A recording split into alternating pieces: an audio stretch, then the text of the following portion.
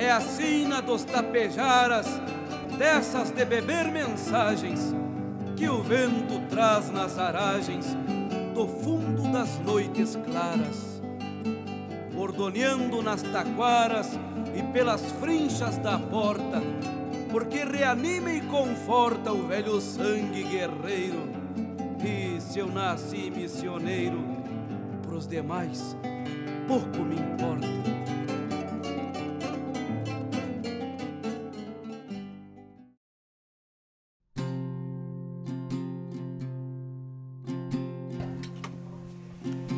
Labrīt, nāki ciemos. Šis ir mans teicis Vilnis. Re, kur ir mūsu pusdienas. Tikko izcepts siermaizītes. Pats cepa. Ļoti labi sanāk man tas. Augšā uz mani istabu. Šitā ir mana istaba, jā. To jau var redzēt pēc plakātiem un to, ka tie ir daudz visādi motobraucēju plakāti un tā. Tie ir mani kausi, un tas ir daudzi no skioringiem un vēl diezgan veci viņi visi ir rekordā. Šā gada lielākais vai pat vispār manā karjerā lielākais kausis no Dobeles čempionāta. Domāju, ka Kārlis Sabuls ir viens no reālākajiem pretendentiem uz mecenāta balvas iegūšanu. To viņš parādījis gan ar savu labo sniegumu trasē, gan arī ar savu vizuālo tēlu, gan ar saviem izteikumiem presē, gan televīzijā. Labi ir tas, ka mecenāta balvas noslēdzošajā fāzē, ja ticēt organizatoriem un mecenāta balvas izsludinātājiem, tad nav obligāti jābūt titulu īpašniekam, lai pretendētu uz šo balvu. Tā kā Kārlis noteikti arī ar saviem rezultātiem tādiem, kādi viņam ir šogad, noteikti pretendēt uz šo balvu. Ir forši, ka cilvēki vispār ir izdomājuši tādu lietu un īstenot, tas viņam ir ļoti apsveicami, bet gribētos, lai tiešām pie šīs balvas tiek nevis vienkārši tas, kurš šajā sezonā ir braucis ātrāk par citiem, tas, kurš ir izcīnījis vairāk titulu, vienkārši tas, kurš ir varbūt primitīvi vairāk reižu avīzē parādījies. Tas gluži nebūtu varbūt tas mērķis. Tiešām, ja pieietu tā radošāk šim procesam, tas noteikti sagādāt arī vairāk motivācijas un prieka pašiem braucējiem. Kārlis noteikti ir tas, kurš varētu iegūt šo mecenāta balvu, tad, kad mēs apskatītos visus pārējos pieteikumus, varētu arī salīdzināt, bet šobrīd es varu teikt noteikti. Šitā ir man garāža, ejam aplūkot, pastāstīšu jums kaut ko. Te man ir 4 moči, jā. Šis ir mans sacensību mocis. Viņš ir diezgan, tāds izjaukts. Un šis ir treniņu mocis, ar kur es braucu treniņos un kādu sacensību arī nobraucu. Mazais mocītis, ko aizbraucu ciemos pie kaimiņu parasti. Šis ir tēva mocis, bet, viņš man arī ļauj braukāties, ja viņš man dažreiz sanāk rātā paraukt. Šis ir cross, sporta level Acerbis. Šis ir mans zāles pļaujies. Labs trenažieris. Jā. Tā, rek, jūs varat redzēt manu riepu izoli, kādu es braucu sacensībās. Šie ir mani krēkli, un šis ir mans pirmais krēklis, ko es sāku braukt motokrosā vispār. Jauns braucējs. Tagad klasē sāku braukt pirmā gada. Un uzreiz jau varēja cīnīties par desmitnieku. Par Kārli es domāju, ka viņam vajadzētu vairāk braukt ārzemēs. Tur ir stiprāka konkurence, arī trenēties vairāk ārzemēs. Jo reāli Latvijā visu laiku pa vienveidīgām trasēm nav tāds efekts. Un arī ar spēcīgākiem braucējiem, ka patrenējās, ir uzreiz lielāks progress.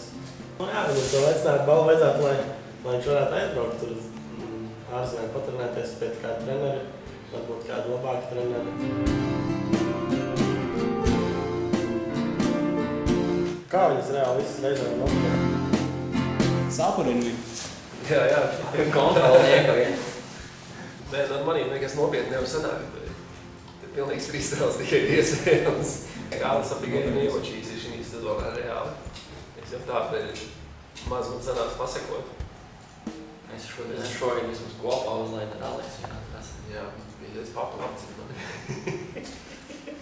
Kamēr es freestyle trīkas izpildīju.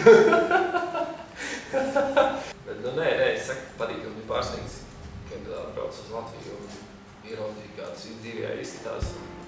paskatījos tos rezultātus, kad var uzlaist visātrāko apli. Vispārībā sacensību dienā apsveicot visas mūsējās tautas zvaigznes. Tas kaut ko jau nozīmē mazliet, šķēja tālāk ar kaut ko. Kā man vajadzētu vispārībā dzīvot spēcīgākā vidē, ar spēcīgākiem cilvēkiem kopā trenēties visu laiku?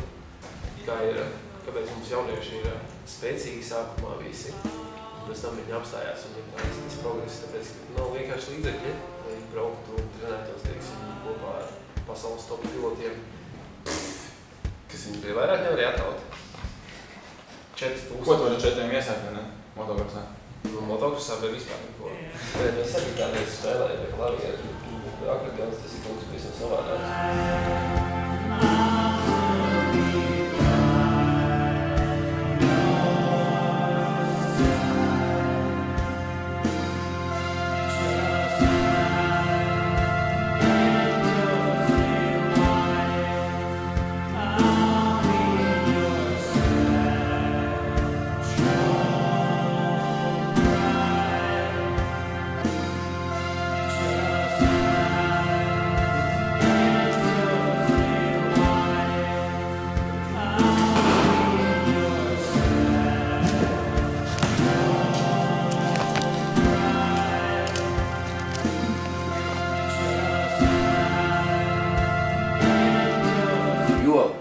Būs lielāks finansējums, varēs vairāk strādāt, ja?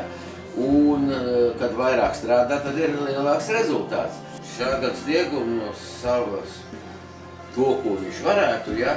Viņš ir nobraucis 70% no iespējām.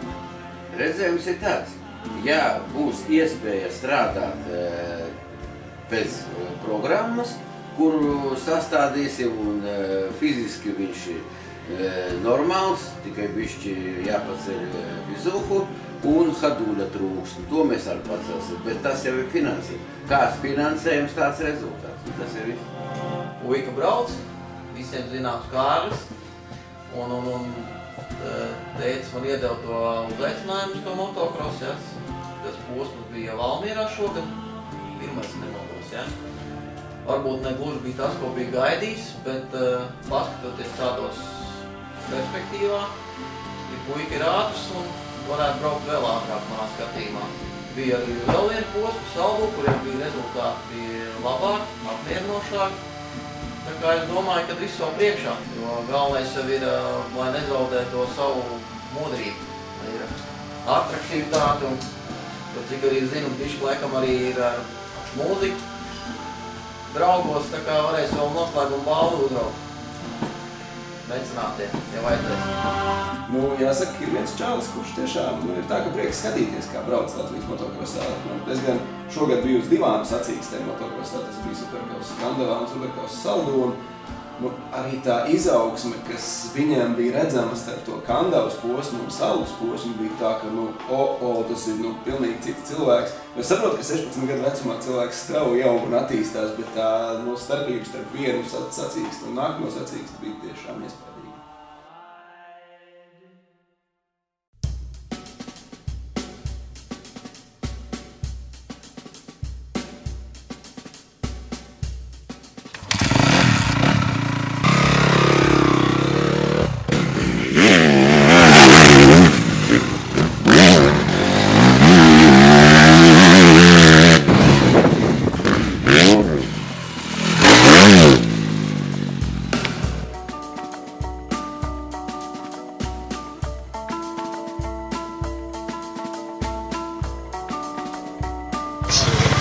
Sveiki Latvia!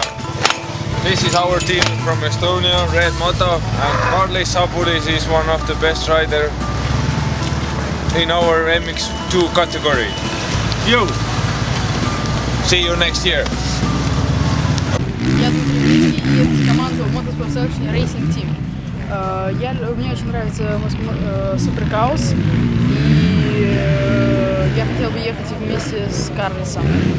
Карлис в этом году очень хорошо выступал, и мне нравится его езда, и я хотел бы ехать как он.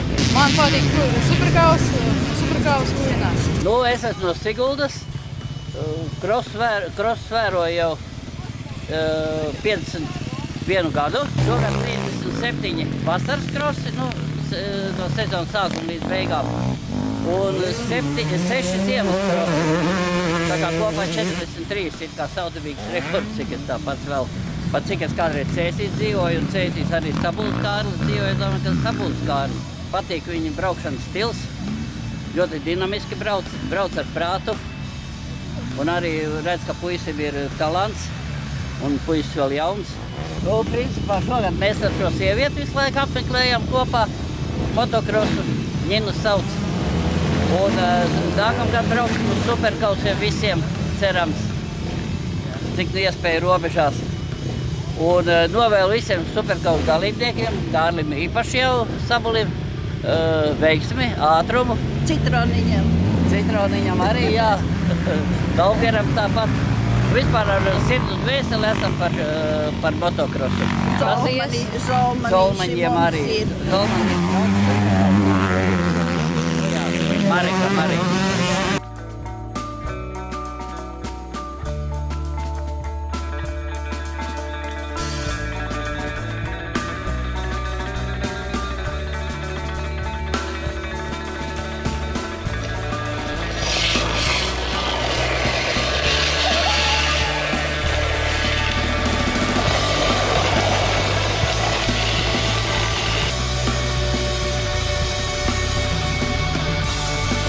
Hello, Kārlis Sabulis is very good MX rider from Latvia.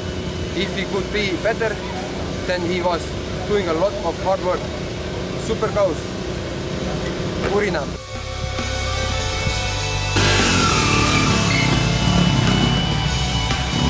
Tā, sakam, ja, Kārlis Sabuls vienkārši normāls, foršs, jauks, talantīgs čalis. Viņš ir viens no ātrākajiem vidzemes braucējiem. Vidzemē, lai popularizētu vienkārši to sporta veidu, tad viņš būtu pelnījis to balvu.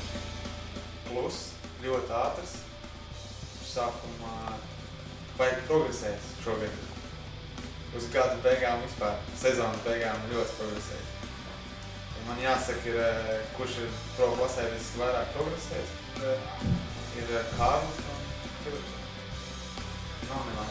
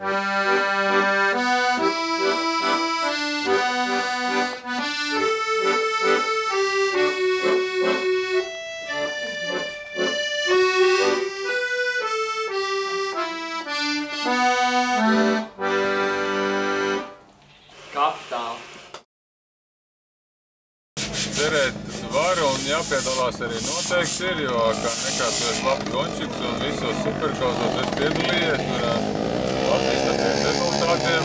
Tāpēc es noteikti domāju, ka tu vari piedalīties un jebkuram gončikam, kurš piedalās un ceļ šo motokrosa līmeni augstāk, tikai es to atbalstu un domāju, tu esi pavisam noteikti iespēja arī tev piedalīties un būt starp tiem labākajiem.